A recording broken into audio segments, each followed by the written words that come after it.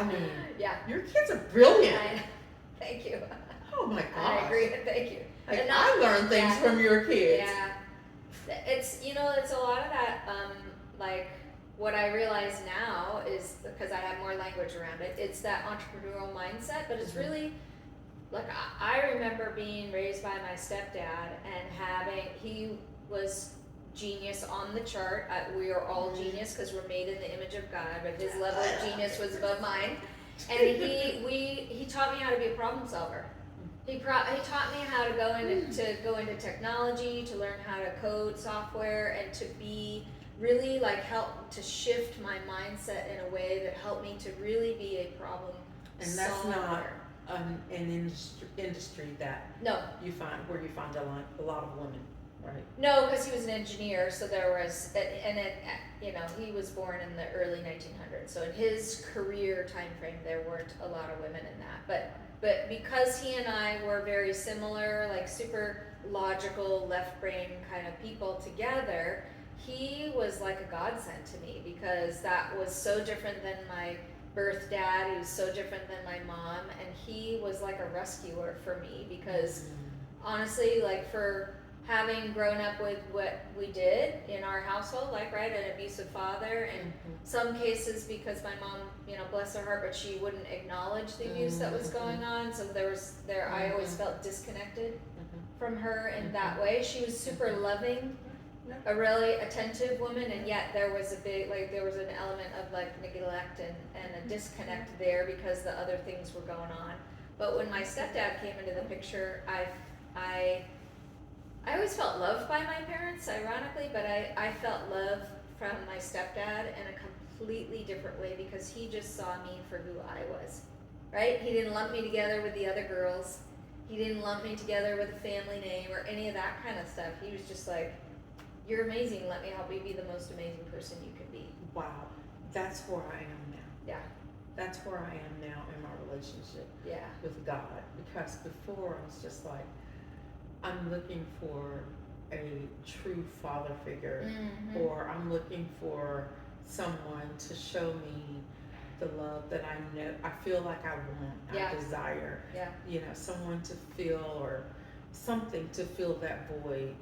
Like, there's just something, like, I can do all the things myself. Yeah. I can pay for all the things myself. I can get to all the levels myself. Yeah. But, I can love myself, but what I really desire is unconditional love from another. And I know now that God put that in me, and it's for me to depend on Him, not anyone else, not any man, not even my best friend, right? Like, I'm going to learn so much from you. I have learned so much from you. I don't even know how I've learned so much from you, but dang, you're brilliant. But, at the end of the day, it's still, there's one. Yeah. There's learning to live for an audience of one. Yeah. Learning, because otherwise I kept just being in this spiral of, oh, what does this person think? What is this person going to say? Or, I don't care what this person thinks. I don't care what this person says. Yeah. I know what this person's going to say. I'm going to prove them wrong. Yeah. It's this endless cycle of nonsense. Yeah. Of nonsense that throws us into a, I'm basing it on what I know. Yeah.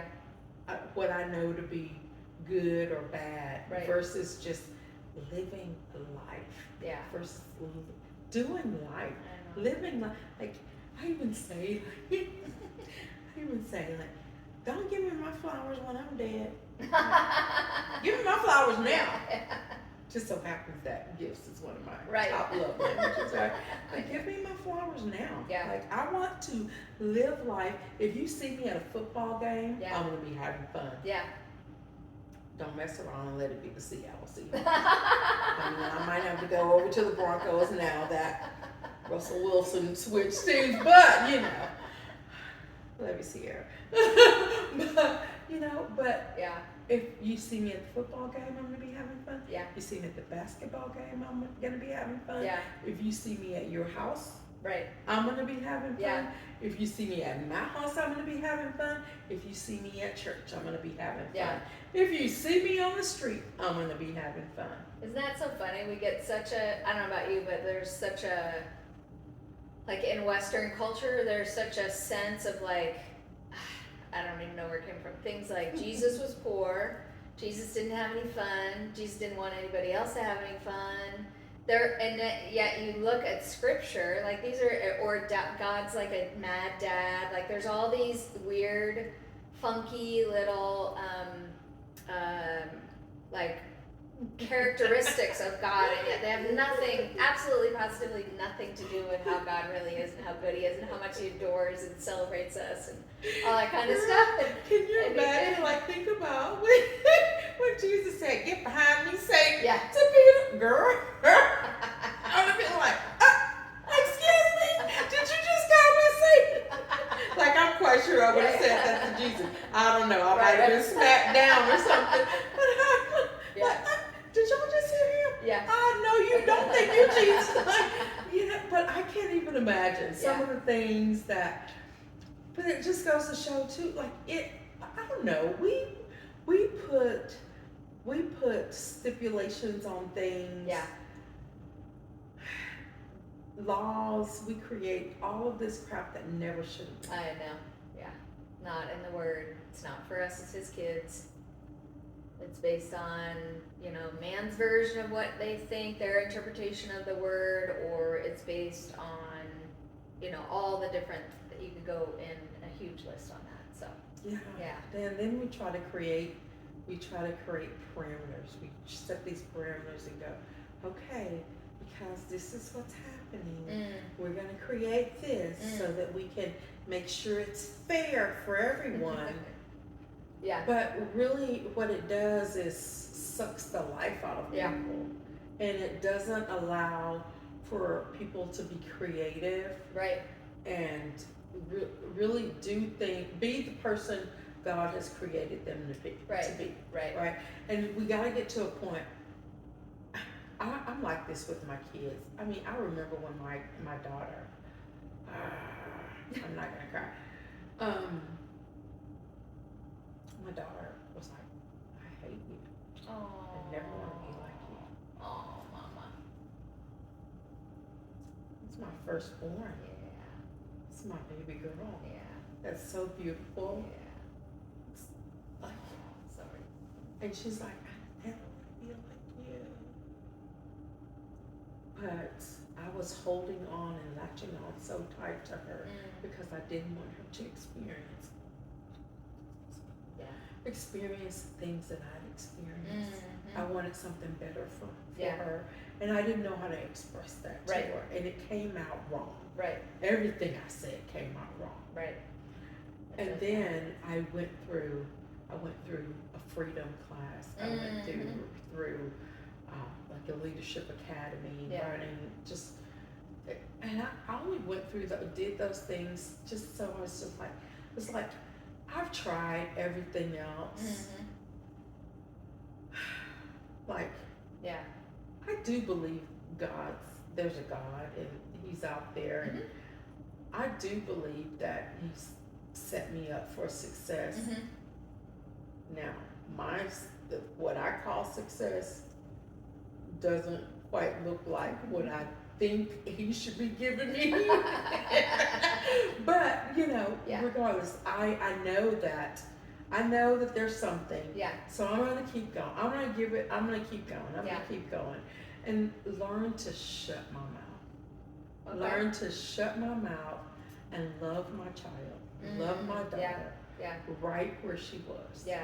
Through everything that she was going through. And just say, "Hey, baby. Yeah. I'm here for you." Yeah. Like now I'm like, "Hey, princess. Hey, princess. Princessa. Princessa." And it spills over into like other relationships, like friends. I'm like, "Princessa.